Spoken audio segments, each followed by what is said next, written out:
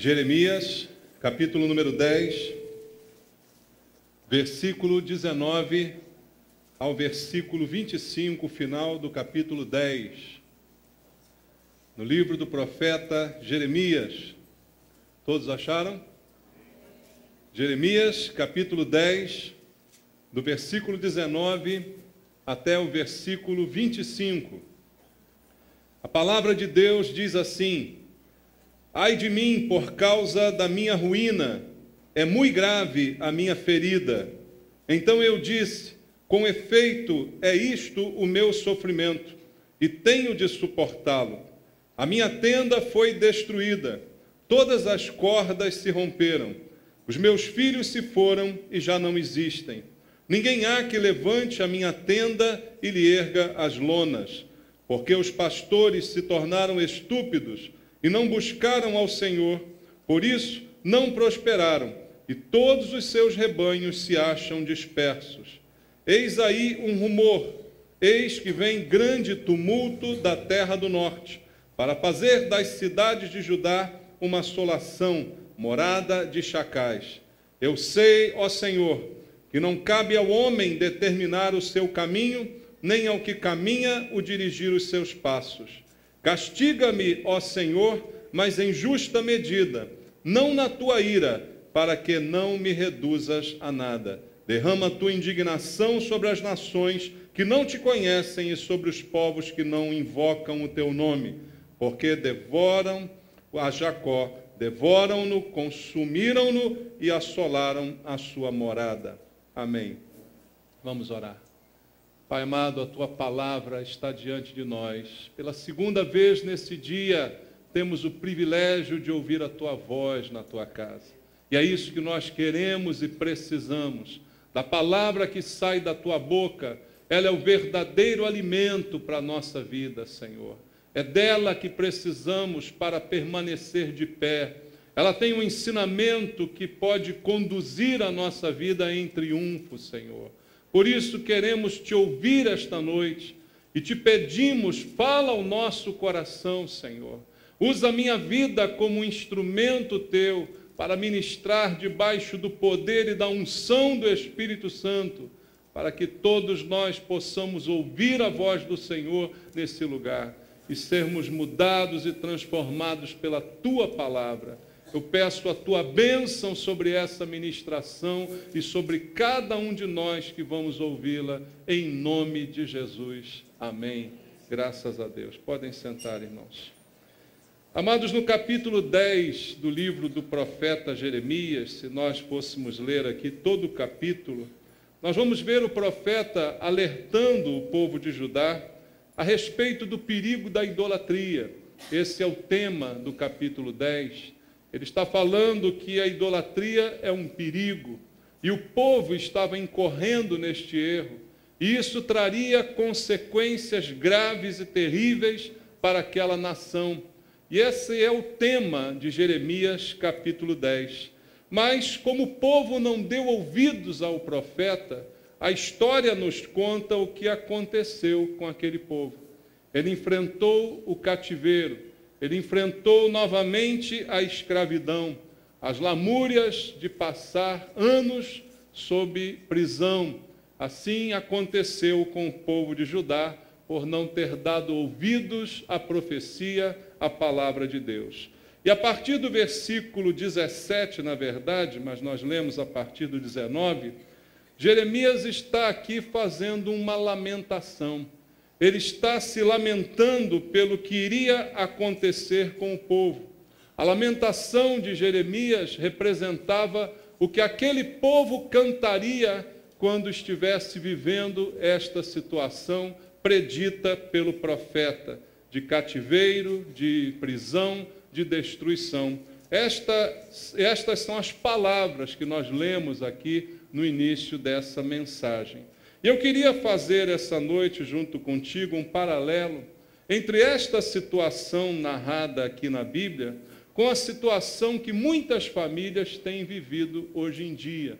Talvez até pelos mesmos motivos, por causa da idolatria, que representa um afastamento de Deus, que representa a substituição de Deus por outras coisas. Idolatria tem esse sentido, você colocar alguma coisa diante de Deus, adiante de Deus, e adorar a coisa, ao invés de adorar ao Criador, o teu Deus, o teu Senhor. Isso tem trazido ainda hoje destruição, aprisionamento, e pela falta de espaço para Deus nas famílias, como havia naquele momento com Judá, esta mesma falta, eles enfrentaram cativeiro. E hoje muitas famílias estão enfrentando uma espécie de cativeiro, uma espécie de aprisionamento, pelas mesmas razões, pelos mesmos motivos. Por isso eu quero fazer uma leitura desse texto com você, com este foco, na situação de muitas famílias que muitos têm enfrentado hoje em dia. É óbvio que nós vivemos dias difíceis, irmãos. Os dias não são fáceis para ninguém. Cada vez está mais difícil você constituir família nesse mundo, você criar filhos no ambiente desse mundo no qual estamos inseridos. Cada dia a dificuldade é maior. Mas fica muito pior quando nós não colocamos Deus em primeiro lugar na nossa vida. Quando nós não damos espaço para Deus dentro do nosso lar, a situação fica muito pior. E foi essa situação que Judá enfrentou naquele momento. Deus não tinha mais espaço dentro daquelas casas, porque foi substituído por ídolos, foi substituído por outras coisas. E a consequência foi o que aconteceu. Então Deus espera de nós ainda hoje, irmãos, um posicionamento sobre a nossa casa, sobre a base em que vamos construir e edificar a nossa família. Deus espera de cada um de nós uma postura, porque em momentos que nós não colocamos Deus em primeiro lugar, outras coisas assumem o primeiro lugar e a prioridade do nosso lar e da nossa casa. E o nome disso também é idolatria. Então essa palavra nos serve de alerta. É preciso decidir a quem servimos. Ouvimos palavras durante esses dias que falaram a respeito disso. Eu e minha casa serviremos ao Senhor, disse Josué. Uma decisão tomada por ele, que foi uma decisão firme diante do povo.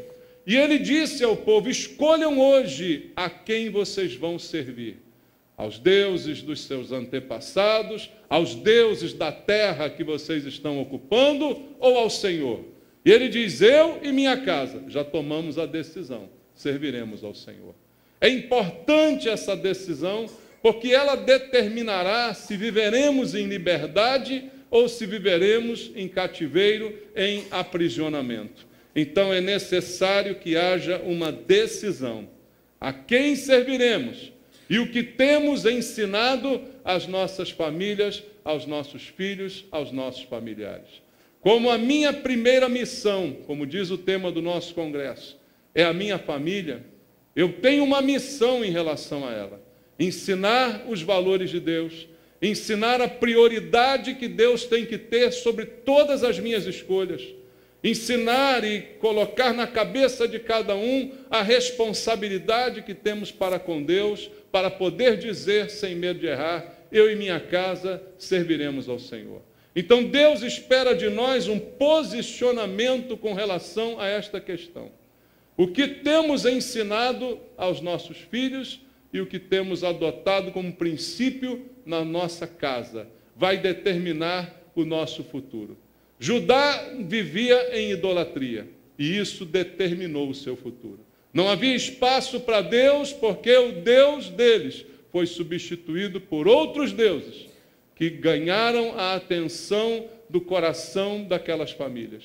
E por isso enfrentaram o que enfrentaram, e Jeremias então narra esta lamentação da situação atual daquele povo. Então eu quero fazer uma leitura desse texto novamente contigo e fazer algumas comparações com a situação de muitas famílias hoje em dia. Voltando ao texto de capítulo 10, versículo 19, a Bíblia diz desta maneira no versículo 19: ai de mim, por causa da minha ruína, É muito grave a minha ferida. Então eu disse, com efeito, é isto meu sofrimento, e tenho de suportá-lo. Uma constatação de um problema. Jeremias fala de uma maneira como se o problema já tivesse acontecido, como se a situação já fosse essa. Uma crise já foi estabelecida. E esta é uma realidade na vida de muitas pessoas. Na vida de muitas casas, de muitas famílias. A crise já se estabeleceu. Ele coloca as coisas aqui no presente e diz, ai de mim, por causa da minha ruína. Algumas pessoas hoje, algumas famílias estão vivendo uma verdadeira tragédia, uma verdadeira ruína. Ai de nós, irmãos. E ele diz, é muito grave a minha ferida, com efeito, isto é o meu sofrimento, e tenho de suportá-lo. Como quem diz, eu plantei isso, eu estou colhendo isto. Eu tenho que enfrentar essa crise porque ela chegou por causa das minhas escolhas, das minhas atitudes, daquilo que eu fiz. E esse é o quadro que muita gente hoje tem vivido, muitas famílias têm passado e enfrentado esta mesma realidade.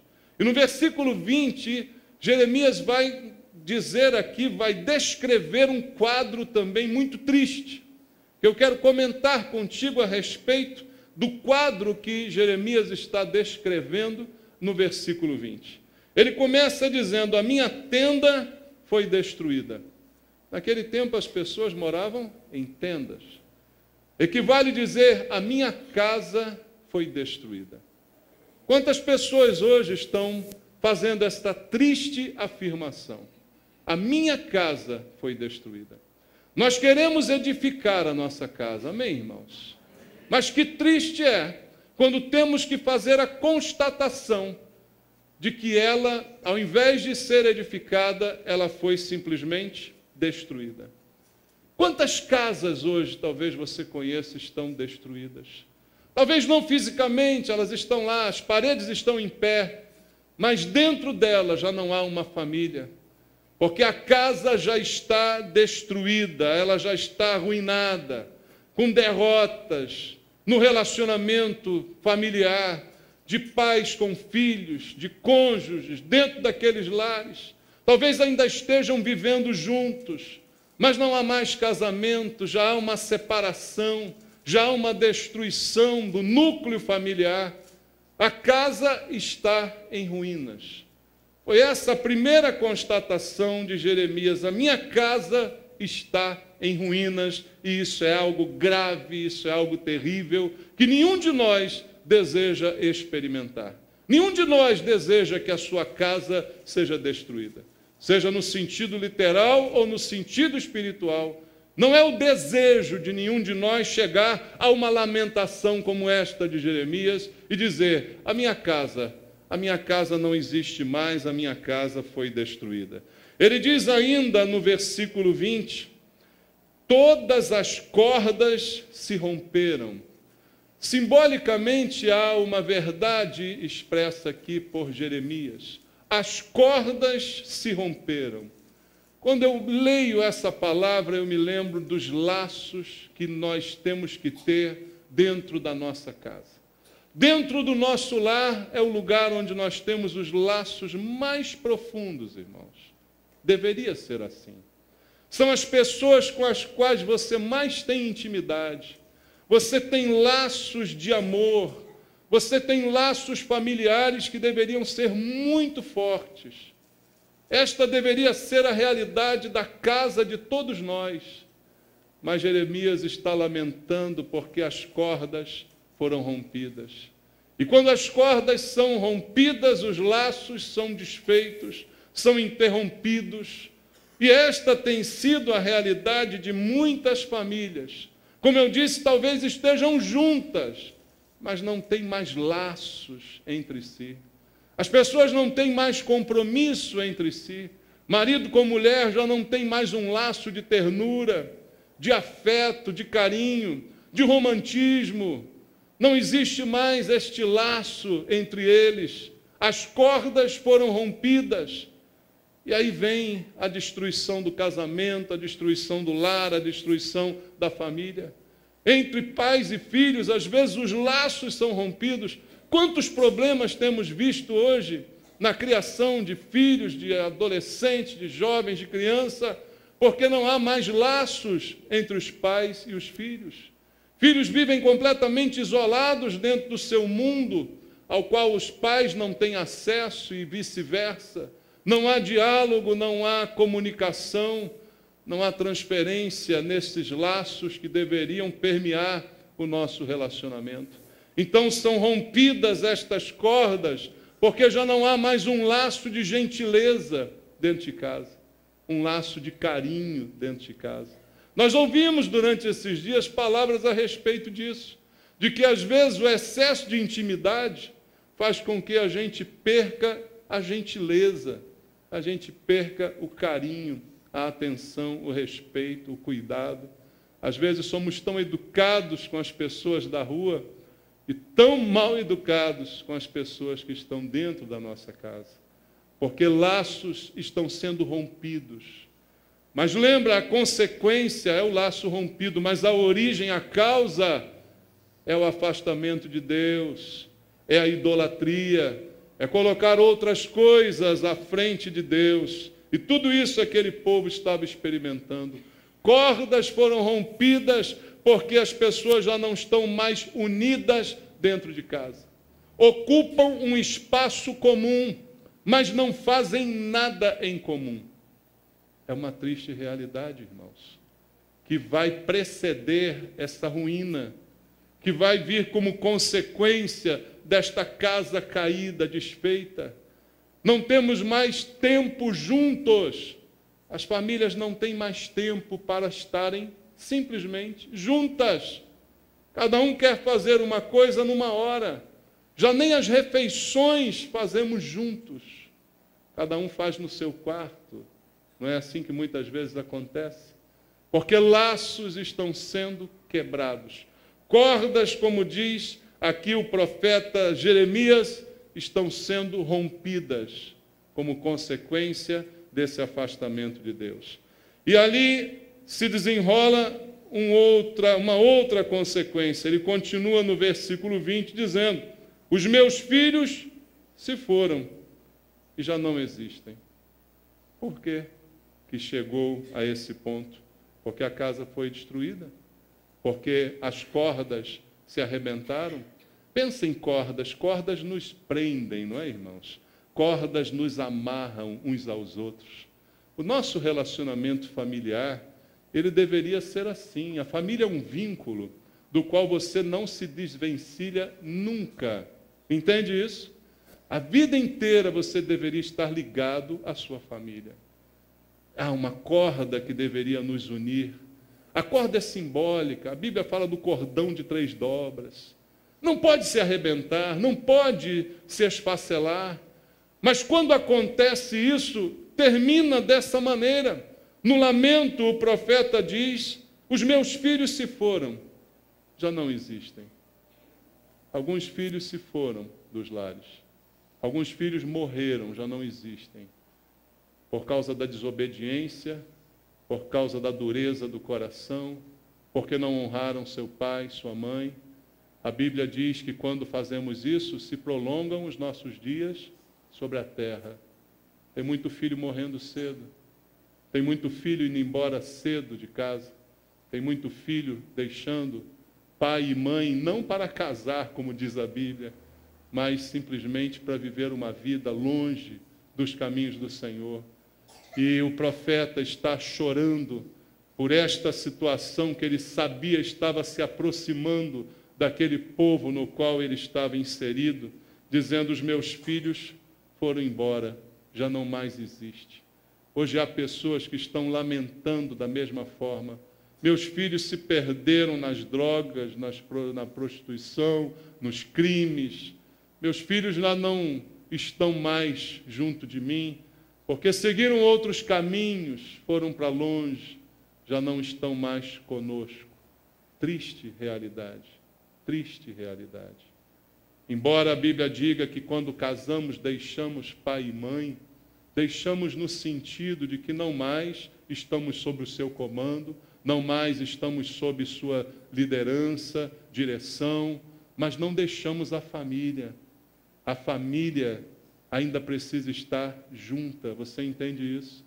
A família ainda precisa ser preservada, mas os filhos estão se perdendo, estão indo, porque a causa é apontada por Jeremias: idolatria. Colocamos outras coisas à frente de Deus, colocamos outras coisas como mais importantes do que o nosso relacionamento com Deus, e por isso chegamos a esta situação. E ainda no verso 20, Jeremias diz assim: ninguém há que levante a minha tenda e lhe erga as lonas. Quando chegamos a esse ponto de destruição, de casa caída, destruída, cordas rompidas, filhos que se perdem, a constatação final do profeta é: não há ninguém para me ajudar. Aí entra a constatação de desânimo, de frustração, de saber que não há ninguém que possa fazer algo realmente por mim nessa situação. Quem pode ajudar uma família nessa situação? Por mais que a gente tente, por mais que se busque ajudas que esse mundo pode oferecer, não há ninguém que possa levantar uma casa caída desta forma. E aí a consequência é o desânimo, é a frustração que muitas pessoas têm vivido.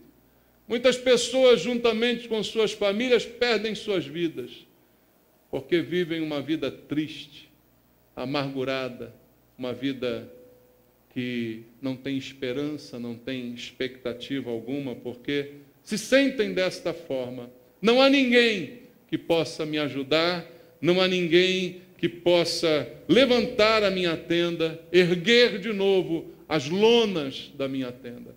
Não há ninguém que possa fazer isso por nós. E realmente, irmãos, isso é uma verdade. Não há ninguém que possa realmente nos ajudar, senão Deus. Não há ninguém que possa nos dar real esperança, senão Deus. Jeremias fez esse lamento, fez essa constatação dessa crise. Mas ele também diz a razão disso tudo. Por isso, irmãos, às vezes, talvez alguns de nós aqui estejam vivendo coisas parecidas, estejam vivendo crises parecidas com essa na sua família. Mas uma coisa que o profeta ainda aponta é a causa disso.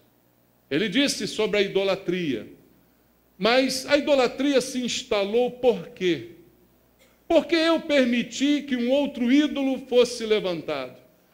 Por que eu permiti que um outro Deus fosse honrado dentro do meu lar? Por que isso aconteceu? Porque, principalmente nós que conhecemos a Deus, nós servimos ao Senhor. Por que famílias cristãs sofrem esse mal ainda hoje? Por que famílias que estavam na igreja passam por esse tipo de coisa, irmãos? Por que deixamos o ídolo ser louvado dentro do nosso lar? Porque há uma responsabilidade que Jeremias também coloca sobre nós e que nós precisamos entender muito bem o que está escrito. No versículo 21, ele diz assim: porque os pastores se tornaram estúpidos e não buscaram ao Senhor. Ficamos estúpidos, irmãos. Aí talvez você diga, mas ele está falando dos pastores, então é contigo isso aí, ó. Só que a Bíblia diz que todos nós hoje, no tempo do Novo Testamento, somos sacerdotes. Você é o pastor da sua casa. Você sabia disso? Eu não sou o pastor da sua casa. Eu sou o pastor aqui na igreja, da sua família, quando estamos aqui reunidos. Deus me deu a incumbência de orientar, de cuidar, de instruir. Mas eu não sou o pastor da sua casa. Da sua casa é você o pastor. Você, homem que está aqui essa noite, é você o pastor da sua casa. Você, mulher, que talvez não tenha mais o seu marido ao seu lado, é você o pastor da sua casa. E o que a Bíblia diz é que o ídolo entrou na nossa casa porque nós nos tornamos estúpidos. A palavra é muito forte, mas ela é verdadeira. A versão corrigida fiel diz que nós nos tornamos embrutecidos. É bem parecido, irmãos. É uma estupidez, é uma brutalidade. Nós que servíamos a Deus, louvávamos ao Senhor, de repente permitir que na nossa casa um outro Deus se instale.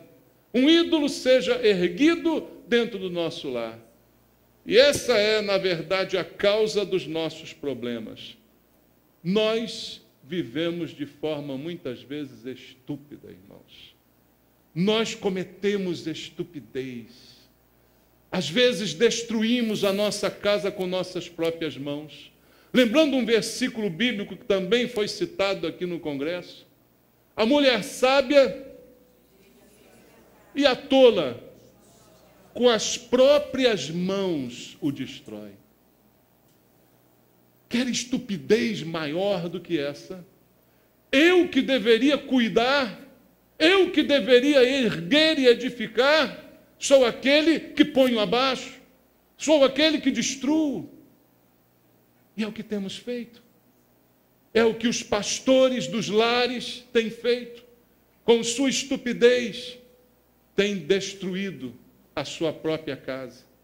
E nós somos uma sociedade estúpida, irmãos. O problema é que essa estupidez está pegando na gente. De tanto a gente viver perto de gente estúpida, a gente acaba ficando estúpido também. É uma realidade. Por isso a Bíblia nos recomenda cuidado com as nossas companhias. Você já leu isso na Bíblia? As más companhias corrompem os bons costumes. Nós vivemos nesse mundo, mas não somos desse mundo. Então não podemos permitir que o mundo entre para governar a nossa casa. Que essa estupidez, o mundo é estúpido. Você tem alguma dúvida de que o mundo é estúpido? Você liga a televisão, você vai no YouTube, você vai na internet, você só vê estupidez. Fala sério comigo, é ou não é? Aonde a gente vê alguma coisa é estupidez pura. É gente estúpida fazendo estupidez. É gente irreverente a um ponto de não ter temor de Deus. E aonde não há temor a Deus, irmãos, o caos se instala. Aonde não há temor a Deus, é um prato cheio para a idolatria ser erguida. Essa estupidez que Jeremias fala aqui é a causa do nosso problema. Estamos pegando essa estupidez do mundo. De tanto andarmos próximos às pessoas do mundo, essa estupidez tem vindo para a nossa casa. E estamos cada vez mais parecidos com o mundo. Talvez seja esse o problema citado aqui por Jeremias. Pessoas sem postura, sem ética, que não têm razão, que não têm princípios, que não têm moral, que não têm valores, ou pior, têm valores, mas valores corrompidos, estupidamente estão destruindo as suas casas. Mas como eu estou falando para cristãos, e essa estupidez tem entrado na nossa casa, e é por causa disso que hoje temos visto lares cristãos vivendo da mesma forma que lares mundanos, onde não há harmonia, onde não há laços, onde não há amor, onde não há ternura, onde não há unidade, então também estão destruídos, caídos, derrubados da mesma maneira, porque somos estúpidos, irmãos. E a Bíblia diz também nesse versículo 21, não buscaram ao Senhor. Por que não buscaram ao Senhor os pastores? Por que não buscaram ao Senhor? Porque buscaram outros deuses. E Jesus foi claro ao dizer, não se pode servir dois senhores. A questão do ídolo é essa. O ídolo não é um mal em si mesmo. O mal é o que ele representa. Ele representa que o meu coração, que deveria ser totalmente de Deus, agora está dividido com um ídolo. Agora outra coisa que chama a atenção do meu coração, que prende a minha vida. Então não buscaram ao Senhor. Por que não buscaram? Porque buscaram outras coisas. Irmãos, nós estamos sempre buscando alguma coisa. Todos nós estamos sempre buscando alguma coisa. Então, se não buscamos ao Senhor, certamente é porque buscamos outra coisa. E aí estamos vivendo na sociedade que tem buscado muita coisa, menos o Senhor. Todo mundo quer ficar rico, todo mundo quer viver bem, todo mundo quer ter uma profissão, todo mundo quer se estabilizar na vida, todo mundo busca todas essas coisas. Só não buscam a Deus. Então fazem do seu trabalho, da sua carreira, o seu Deus, o seu ídolo. Fazem dos seus objetivos os seus ídolos. E vivemos buscando coisas para consumir.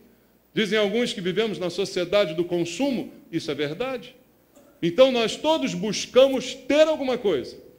Quando sai um novo celular, nós queremos ter aquele celular. Quando sai um novo carro, a gente quer ter aquele carro. Quando sai uma novidade qualquer, nós buscamos isso para a nossa casa. E alguns pais dizem que trabalham para dar coisas para os seus filhos, para supri-los dessa necessidade de consumo. Então buscam consumo, mas não buscam ao Senhor. E aquilo que os filhos mais precisam não é de um celular novo, nem de um tênis de marca. Eles precisam do Senhor. Porque se eles não tiverem o Senhor, a casa vai cair, e eles vão embora, e eles já não mais existirão.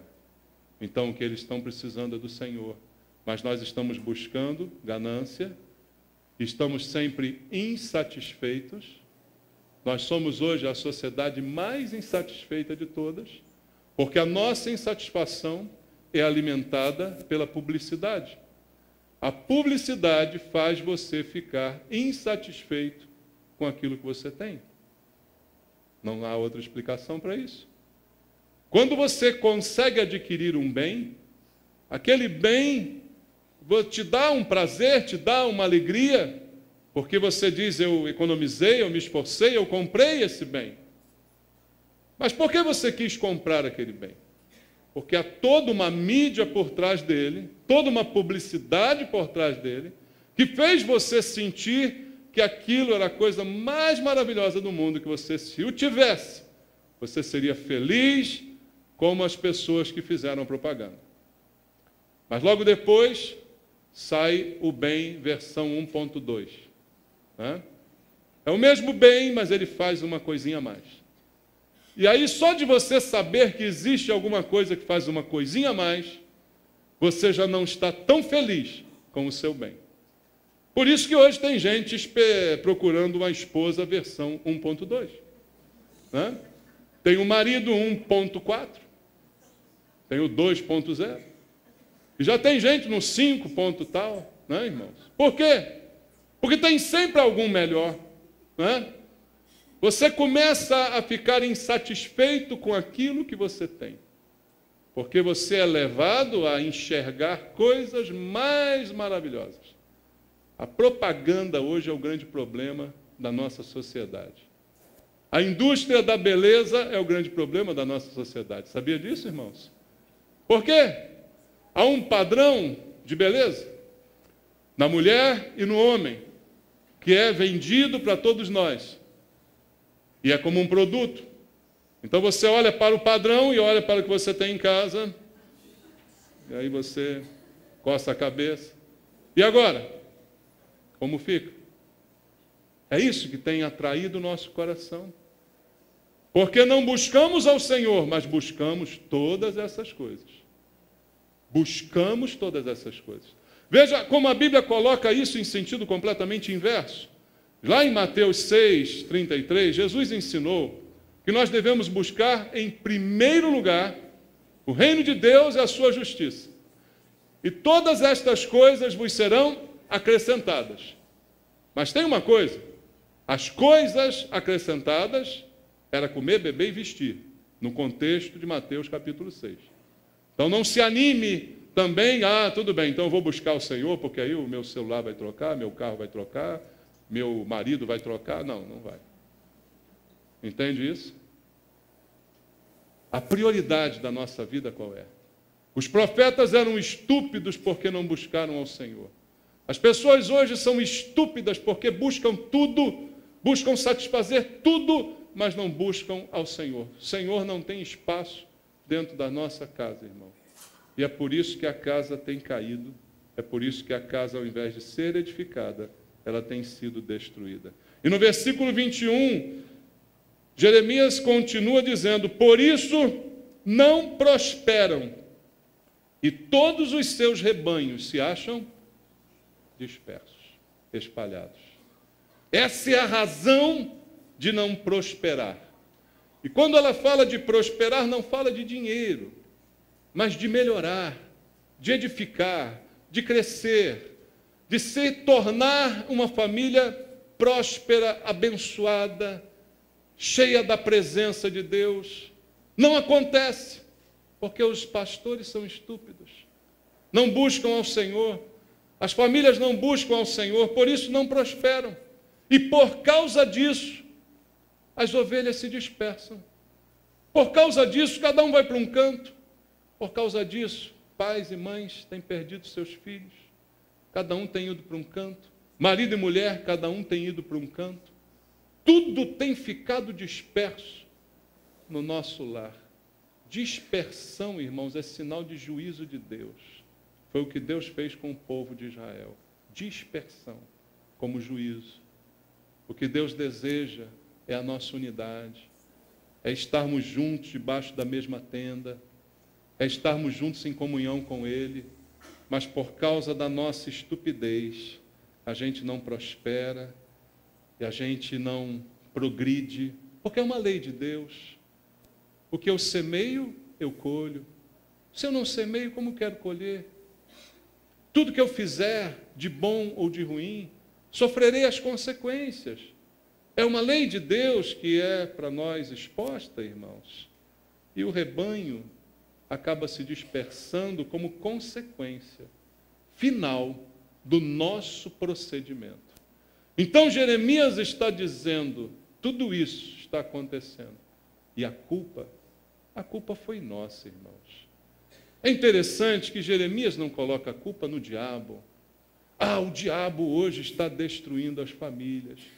Não, irmãos, o diabo não destrói nenhuma família, não. Falando sério, ele não destrói. Somos nós que cedemos ao diabo. Quando a Bíblia diz que nós devemos resistir a ele. Ele tenta destruir, sim. Ele veio roubar, matar e destruir. Mas, na verdade, ele só propõe, sugere. Quem aceita a sugestão somos nós. Vimos ontem aqui no culto das crianças, de uma maneira tão simples e tão clara. Não é? Satanás usa a serpente, mas quem aceita a proposta da serpente sou eu, é você. É isso que fazemos. Então, não é Satanás que destrói os lares. Somos nós que destruímos com nossas próprias mãos.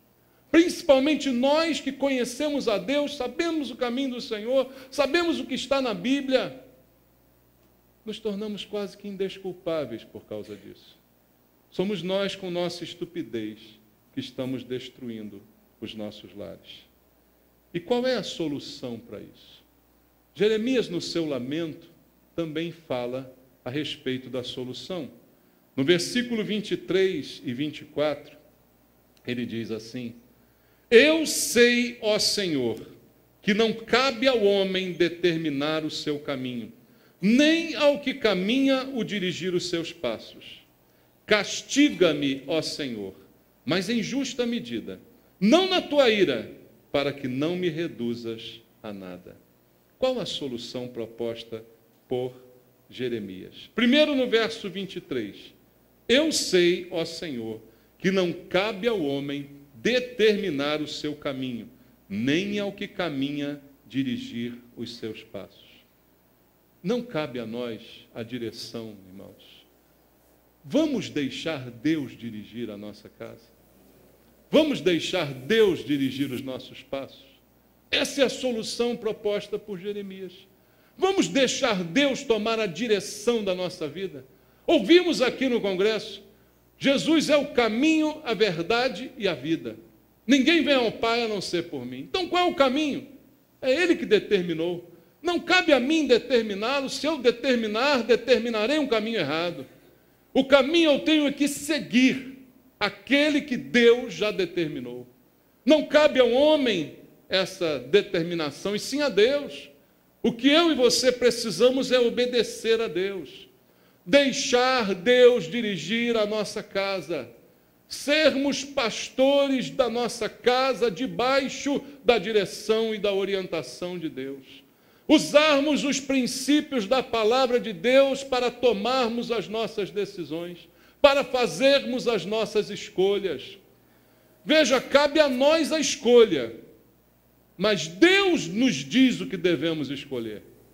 É como ele diz na sua palavra: eis que hoje te proponho bênção e maldição, vida e morte. Escolhe, pois, a vida para que vivas. Você pode escolher a maldição? Pode, você é livre. Você pode escolher a morte? Pode. Mas Deus está te dizendo: escolhe a vida, escolhe a bênção. Então não cabe a nós dirigir. Deixa Deus dirigir que a coisa vai melhorar, meu irmão. Deixa Deus dirigir teu comportamento, tuas atitudes, como marido, como esposa, como filho, como pai. Vamos deixar Deus dirigir as nossas vidas. Não há outra esperança se não for dessa maneira. Porque a solução, como eu disse aqui ainda há pouco, não vem do homem. Jeremias diz: não há ninguém que possa me ajudar, não há ninguém que possa erguer as minhas tendas, a minha lona de novo. Não vem de homem algum a solução. A solução vem do Senhor, a solução vem de Deus. Então eu preciso buscá-lo. Se talvez por nossa estupidez, a nossa família hoje já está enfrentando uma situação dessa de dispersão, irmão, ainda tem uma solução, ainda resta uma esperança. Você não está vivo? Ainda tem jeito. É só começar agora a obedecer a Deus. É só jogar fora os ídolos. Deus sempre dá uma oportunidade. Há sempre uma chance de escolher. Enquanto está vivo, há uma chance de mudar. Há uma chance de fazer diferente. Mas é buscando ao Senhor. Não é ajuda de homem nenhum, de filosofia nenhuma. É Deus que vai ajudar. E é você que tem que se submeter a Ele. Submissão a Deus é essencial. Irmãos, eu não sou contra a psicologia, mas não há psicologia que resolva um problema desse. Se o problema foi causado por idolatria, não há nenhum psicólogo do mundo que vai te dizer isso. Nenhum deles vai dizer que o problema é que você é idólatra. Colocou outras coisas no lugar de Deus. Buscou outras coisas ao invés de buscar a Deus. Nenhum vai te dizer isso. Por isso a solução é Deus e a sua palavra. A solução é Deus e a sua vontade, que nós devemos ouvir e buscar. A solução é olhar para Ele, irmãos. Olhar para Deus, buscar a Deus. Durante muito tempo você olhou para outras coisas, olhou para os ídolos, olhou para imagens, olhou para coisas que deslumbraram o teu coração. E nesse deslumbre, tua família se foi. Agora você pode olhar de novo para Ele. A Bíblia tem alguns versículos que eu quero compartilhar contigo. Veja, Salmo 121. Presta atenção no que diz a Bíblia, irmãos. É a palavra de Deus. Salmo 121, verso 1 e 2 diz: eleva os olhos para os montes, de onde me virá o socorro? Da onde vem, irmãos? O meu socorro vem do Senhor, que fez o céu e a terra. Eleva os olhos para o Senhor. Olha para Ele, é dele que vem o teu socorro. Se a tua família está desgastada, ainda há esperança, volte a olhar para Deus. Corrija os erros, corrija o tempo que você olhou para outras coisas, buscou outras coisas, colocou outras coisas adiante de Deus. E olhe agora para o Senhor. No Salmo 124, logo depois, aí também diz no verso número 8, o nosso socorro está em o nome do Senhor, Criador do céu e da terra. Quem é o teu socorro? Não é homem algum, não é pessoa alguma. Como constatou Jeremias, ninguém vai me ajudar a erguer minha tenda. Teu socorro vem do Senhor. Busque ao Senhor pela restauração da tua família, pela restauração do propósito que um dia você fez. Eu e minha casa serviremos ao Senhor. Busque ao Senhor por isso, irmão. E digo ainda a você o Salmo 34, versículo 5. Veja que maravilha a palavra de Deus. Salmo número 34, verso 5 diz: contemplai-o e sereis iluminado, e o vosso rosto jamais sofrerá vexame. Olha para Deus, a vergonha vai embora. Talvez você que esteja envergonhado pela situação em que está a sua casa, a sua família, contemple ao Senhor, e você jamais sofrerá vexame. Volte a olhar para Deus, não olhe para os ídolos, não olhe para as coisas que substituíram o lugar de Deus na tua casa, na tua família, na tua vida familiar, mas sim olhe para o Senhor. E volta lá ao texto em Jeremias, capítulo 10, irmãos, e vamos ler para terminar o versículo número 24. No verso 24, o profeta ainda traz como solução: castiga-me, ó Senhor, mas em justa medida, não na tua ira, para que não me reduzas a nada. O que quer dizer isso? Castiga-me, ó Senhor. Simplesmente, irmãos, esse é o reconhecimento. É o reconhecimento de que a culpa é minha. Se a culpa é minha, eu preciso me submeter à disciplina de Deus. As coisas que mais atrapalham a nossa vida é esta recusa que temos em ser disciplinados. Achamos que sabemos, achamos que está tudo sob controle, achamos que está tudo bem. Enquanto dizemos isso, não admitimos os nossos erros. Nos recusamos, ficamos até meio revoltados quando o pastor diz: você é estúpido. A Bíblia está dizendo, não sou eu, graças a Deus. Ficamos revoltados com a palavra, ao invés de nos submetermos a ela. A saída, meu amado, é me submeter à disciplina de Deus. Ele está clamando: castiga-me, Senhor. Mas não na tua ira, porque se for na tua ira eu não posso suportar. Mas eu quero o teu castigo sobre a minha vida, para que eu possa mudar o meu procedimento. É como diz o salmista: foi-me bom ser afligido. Por quê? Porque eu aprendi o caminho do Senhor. É às vezes na disciplina que nós aprendemos como devemos agir. É quando somos corrigidos que nós aprendemos o caminho, irmãos. Assim devemos fazer com os nossos filhos. Coitado do filho que não tem correção, coitado do filho que não sofre correção, vai andar pelos seus próprios caminhos. Por isso a Bíblia diz que Deus disciplina a quem Ele ama. Então eu preciso me submeter a essa disciplina que é parte desse amor de Deus. Como foi dito já aqui em algumas palavras, assumir a minha culpa. Mas nós não assumimos a nossa culpa. Irmãos, quando a família está em crise, faz parte da crise um botar a culpa no outro. Sabia disso? A maioria dos casais que eu já atendi em gabinete pastoral, com problemas, um culpou o outro. Isso é invariável. Você escuta o homem, a culpa é toda da mulher. Uma desgraçada, uma megera, isso, aquilo, tal.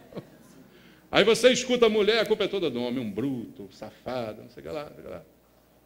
Todo mundo culpa todo mundo, mas ninguém assume a culpa de nada. Ainda há esperança, se você assumir a sua culpa. Ainda há esperança, se você se submeter à disciplina de Deus. Porque quem não se submete à disciplina, qual o nome que damos a isso? Rebelde. Pode servir? Rebeldia? Rebeldia, segundo Deus, é o que, irmão? Feitiçaria. Quem não se submete à disciplina é comparável ao feiticeiro. Por isso a solução é: castiga-me, Senhor. Eu assumo a minha responsabilidade, eu assumo o meu erro, antes que seja tarde, antes que tudo se perca de maneira irreversível. Eu preciso assumir o meu erro. O marido precisa assumir o seu erro diante da sua esposa. A esposa precisa assumir o seu erro diante do seu marido. O pai e a mãe precisam assumir o seu erro diante do filho, a quem magoaram, ofenderam. O filho, a filha precisam assumir o seu erro diante do pai e da mãe, a quem desobedeceram, desonraram. Se não houver esta submissão e esta disciplina, meu irmão, não há conserto para a família. Não há mágica, não há palavras mágicas que possam consertar uma situação em que as pessoas não se emendam, em que as pessoas não se corrigem, não se submetem à disciplina de Deus. Por isso esse texto em Jeremias falou muito ao meu coração. Quando ele termina dizendo, castiga-me, Senhor, mas não na tua ira, para que não me reduzas a nada. Porque o desejo é que o teu castigo não acabe comigo, mas me torne uma pessoa melhor. Eu desejo ser castigado por Deus para que eu me torne uma pessoa melhor. É como um filho disciplinado. A princípio ninguém gosta, a própria Bíblia diz. Mas depois reconhecemos que a disciplina que recebemos nos tornou pessoas melhores. Porque nos deu experiência, nos mostrou coisas que na época não éramos capazes de perceber. Castiga-me, Senhor, é a solução do profeta. E a disciplina, irmãos, quando ela vem de Deus, ela produz algo também interessante. Eu quero terminar lendo contigo Isaías capítulo 26. Profeta Isaías, capítulo 26, versículo 16, para nós terminarmos a nossa ministração. Isaías 26, 16 diz: Senhor, na angústia te buscaram, vindo sobre eles a tua correção. O que aconteceu? Derramaram as suas orações. Essa disciplina nos leva a orar, irmãos. Essa correção de Deus nos leva a buscar. Se o problema é porque não o buscamos, só a disciplina pode nos levar a buscá-lo de novo. É isso que vai trazer conserto para a casa destruída, para o casal desestabilizado, para a família em crise, para o casamento em crise. Submissão a Deus, submissão à disciplina que nos leve à oração. Casais brigam muito, mas oram pouco. É ou não é, irmãos? Casais cristãos hoje estão se separando. Por quê? Porque falam muito de muitas coisas, menos de Deus. Deus não tem espaço nas casas. Que a disciplina do Senhor nos leve a orar mais, nos leve a buscar mais a presença do Senhor, para que a nossa família, irmãos, seja poupada e seja resgatada da completa destruição, que virá sobre muitos. E cada vez mais, quando o tempo se aproxima, mais veremos esses problemas, mas que eles não aconteçam no povo de Deus, que eles não aconteçam na igreja do Senhor, na tua casa, na minha casa, não, a nossa casa, nós vamos servir a Deus. Amém, irmãos? Deus vai ser honrado através da nossa vida. Mas se for preciso, que Ele nos discipline agora. Que Ele nos castigue agora, para que a nossa vida possa mudar enquanto ainda há esperança de uma restauração, de uma reconstrução do nosso lar. Amém? Deus abençoe a tua casa, a tua família, em nome de Jesus. Vamos louvar ao Senhor, irmãos. Depois que nós louvarmos ao Senhor, eu quero fazer uma oração com todas as famílias aqui. Eu queria pedir que todos que estão com a sua família aqui ficassem próximos agora, um do outro. Depois do louvor, eu vou orar. Se as crianças puderem descer lá da Geração Vida também, para estar com seus pais agora, seria muito bom, né? E todos nós pudéssemos orar juntamente com as nossas famílias. Vamos louvar ao Senhor?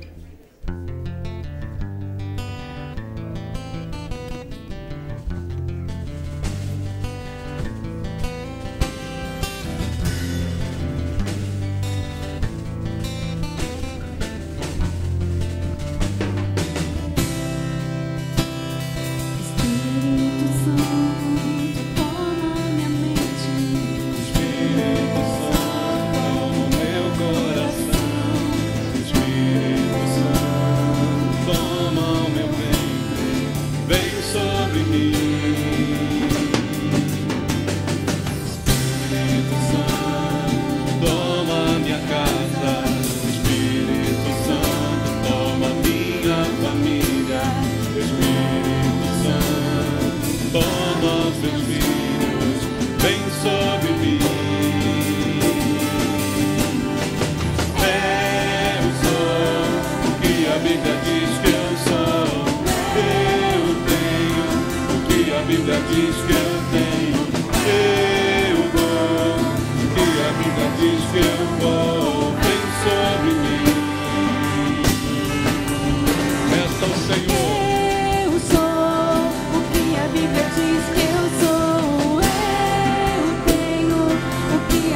diz que eu tenho, eu vou.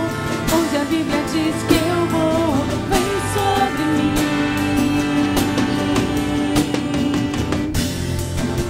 Louvado seja o Senhor nosso Deus.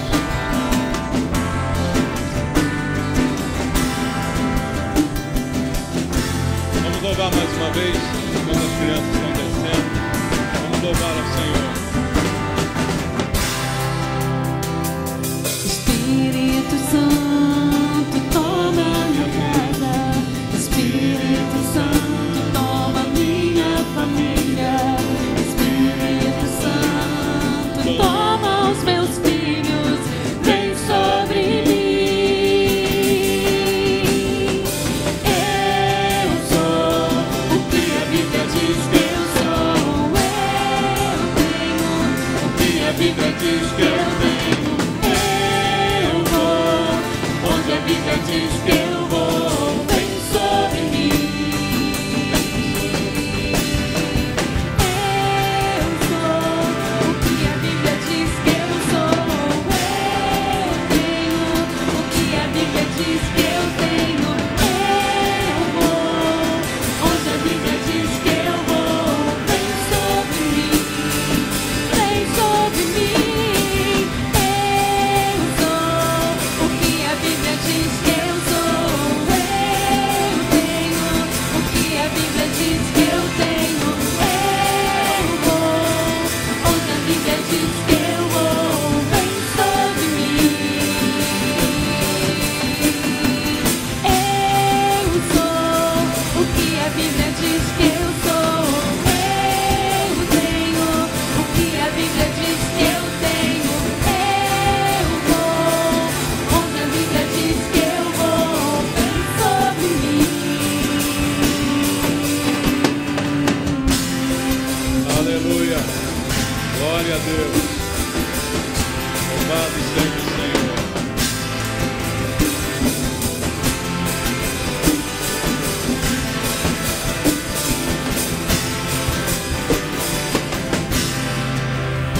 Amém. Todos já estão perto dos seus familiares. Eu queria chamar aqui minha esposa, minha mãe, meus 2 filhos, minha nora que está aqui também, para nós estarmos juntos aqui orando ao Senhor. Vamos buscar ao Senhor pela nossa casa, pela nossa família. Quero que você chegue perto aí do seu familiar. E se você não está com um familiar seu aqui na igreja, não fique triste não. Chame um irmão que também está na mesma situação, dê a mão para ele, ore junto com ele, não é? Nós vamos orar pela sua família também. A sua família que não está aqui, mas que um dia vai estar. Amém? Você crê nisso? A sua família que um dia vai estar aqui, na casa de Deus, servindo ao Senhor. Pela fé, você clama a Deus agora pela sua casa, pela sua família, pelos seus filhos, pelos seus pais, pelos parentes um pouco mais distantes, mas que são família também, e possam agora estar no teu coração, na tua oração. Ore agora, amém, amado? Ore com fé, entregue ao Senhor a tua família. E se é preciso uma correção de Deus, peça a Deus: Senhor, vem corrigir minha vida. Me castiga, Senhor. Como disse aqui Jeremias, não tenha medo não do castigo. Ele disse: não na tua ira, Senhor, porque se for na ira acaba comigo. Mas me castiga como um pai que castiga o filho, que quer o melhor para ele, que quer o bem dele. Se eu errei, se você errou, peça a Deus agora: Senhor, me ajuda a consertar. Me ajuda a parar de dizer que a culpa é do outro, a culpa é do filho, a culpa é da mãe, a culpa é do pai, é do marido. A culpa é minha, Senhor. Eu tenho que fazer diferente agora. Eu preciso ouvir a tua palavra e mudar. Se eu já cometi erros, ainda há esperança. Você está vivo aqui, meu amado. Ainda há esperança. Não ouça essa palavra como um peso no seu coração, mas não, como uma esperança de mudar. Você só precisa se submeter a Deus e à sua disciplina. Submeta-se a Deus. A Bíblia diz que Deus resiste aos soberbos, mas aos humildes Ele concede a sua graça. Humilhai-vos sob a poderosa mão de Deus, para que Ele em tempo oportuno te exalte. Agradeça a Deus pela tua família. Vamos agradecer ao Senhor pela família que Ele nos deu. Pai amado, eu quero te agradecer. Eu quero agradecer por cada família que está aqui, meu Deus. Por cada um dos teus filhos que tem essa noite a oportunidade de estar junto na tua casa. Estamos juntos, Senhor. Isso é o que importa. Estamos aqui, vencemos, Senhor. Estamos juntos apesar das lutas, das dificuldades. Aqui estamos na tua casa, onde é o melhor lugar para estarmos, Pai. E nós queremos sempre estar aqui. Nós queremos declarar essa noite, eu e minha casa serviremos ao Senhor. Nós queremos, Pai, restaurar os laços dentro do nosso lar, Pai. Aqueles que foram rompidos, nós queremos ligar de novo, Pai. Aquilo que tem nos afastado, nós queremos repreender essa noite, para que possamos nos reaproximar novamente.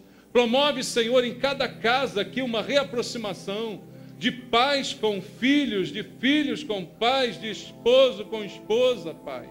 Promove uma reaproximação nesses lares, Senhor.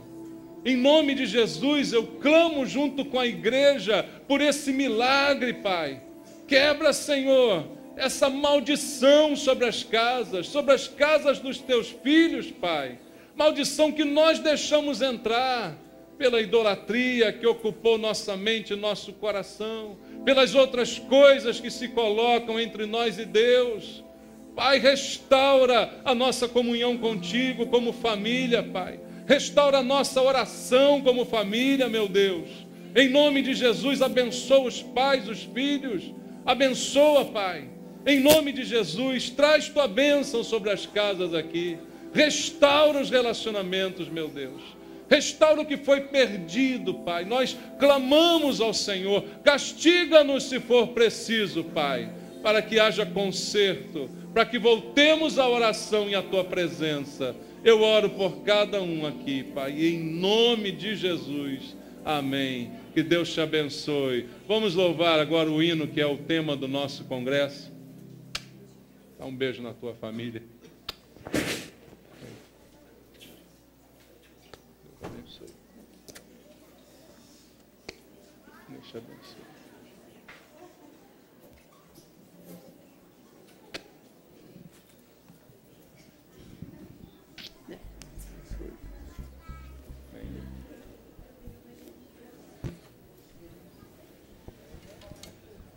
Vamos louvar para terminar esse nosso congresso. Tão bom, né? Estarmos aqui e ouvirmos a palavra do Senhor. Há esperança se nós nos voltarmos para Deus. Haverá conserto se nós nos submetermos à sua disciplina.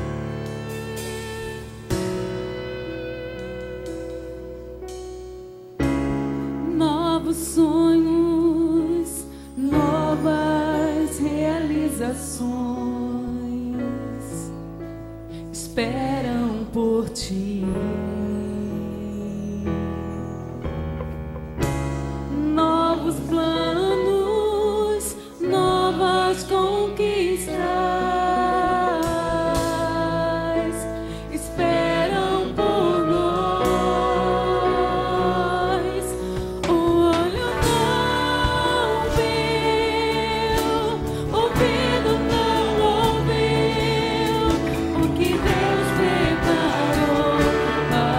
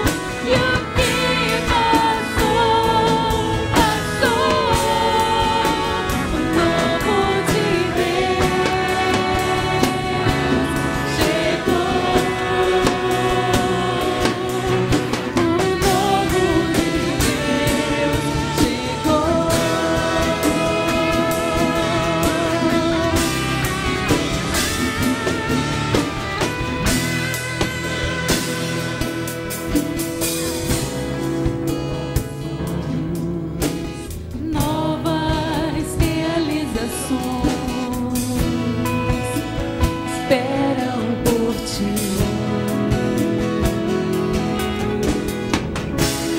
Novos planos, novas conquistas esperam por nós. O olho não viu, o ouvido não ouviu o que Deus preparou para nós. O que Deus preparou para nós. Família, pode sonhar. Mãe, teu filho vai voltar. Pai, na mesa o pão não vai faltar. Não vai faltar. Promessas se cumprirão. Bênçãos te seguirão. E o que passou, passou. O novo de Deus chegou. O novo de Deus chegou. O novo de Deus chegou.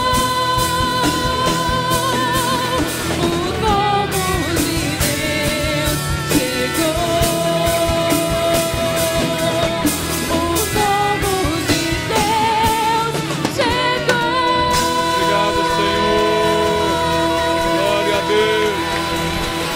Obrigado, Jesus. Recebe o nosso culto, Pai. Glória a Deus. Há coisas novas que Deus quer fazer na tua casa. Amém, meu amado? Passou, passou. Coisas novas agora. Corrija, se deixe corrigir. O que passou, passou. Mas vamos agora cuidar do que daqui para frente. Amém?